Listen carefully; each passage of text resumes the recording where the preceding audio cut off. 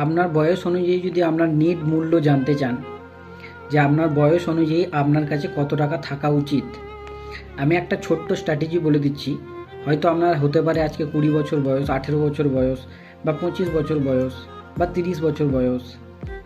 আমি একটা ছোট্ট স্ট্র্যাটেজি বলে দিচ্ছি, যে ধরে নিন আপনার বয়স হচ্ছে 30 বছর, আপনার বছরে ইনকাম মানে বার্ষিক আয়, বছরে ইনকাম হচ্ছে 5 লাখ টাকা বা 5 লক্ষ টাকা, ইনটু এর সাথে 10% গুণ করবেন। 10%, ভালো করে শুনে নিন।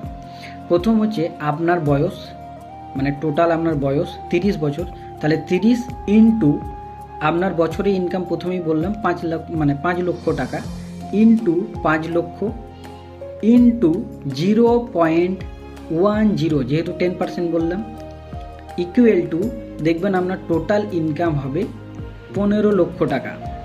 মানে আপনার বয়স অনুযায়ী 30 বছর বয়স যদি হয় এবং আপনার বার্ষিক আয় যদি 5 লাখ টাকা হয়, তাহলে আপনার টোটাল এই 30 বছরে আপনার কাছে 15 লক্ষ টাকা থাকা উচিত।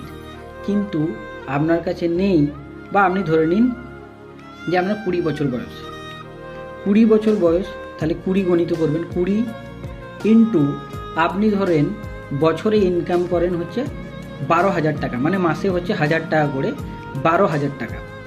তাহলে ইন্টু 12,000 করবেন, ইন্টু 0.10, ইকুয়াল টু যেটা বেরোবে সেইটা হবে আপনার 20 বছর যদি বয়স হয়, সেই অনুযায়ী আপনার কাছে এত টাকা থাকা উচিত।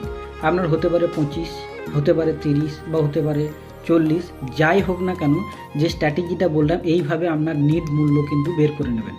এবারে বলবো, অনেকজন বলবে যে না আমি তো ইনকাম করি না। ভাই, ইনকাম করতে হবে। আপনার বয়স অনুযায়ী আজকে যদি আপনার বাড়িতে কোনো বিপদ হয় বা কোনো কিছু যদি হয়, তাহলে সেক্ষেত্রে আপনাকে ইনকাম করতে হবে। এবারে দ্বিতীয়, যে আপনার বয়স অনুযায়ী আপনার কাছে এত টাকা নেই, তার মানে আপনি এখনও ঠিকঠাক জায়গায় নেই। মানে আপনাকে সেই জায়গায় পৌঁছাতে গেলে আপনাকে ঠিকঠাকভাবে সেই কাজটা কিন্তু করতে হবে, এবং যাতে সেই টাকাটা আসে তার জন্য সঠিক পথে এবং সৎ পথে যাতে ইনকাম করা যায়, সেই জায়গাটা কিন্তু দেখতে হবে। ক্লিয়ার?